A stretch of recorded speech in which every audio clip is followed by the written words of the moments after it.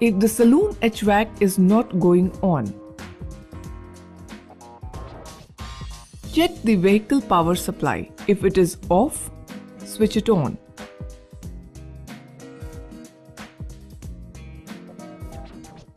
Check the main control switch.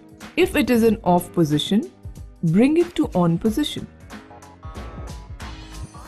Check the main circuit breaker inside the vehicle. If it is in open position, close the circuit breaker. Then, check the air conditioning circuit breaker. If it is open, close it.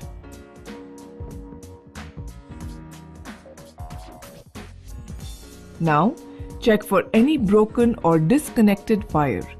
Replace or reconnect as required.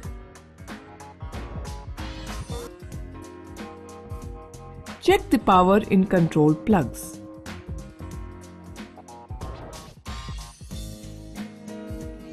If they are disconnected, connect them.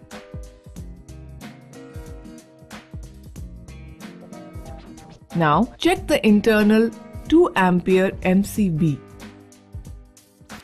If it is in trip position, then first check for wire shorting in the power supply, then turn the MCB on.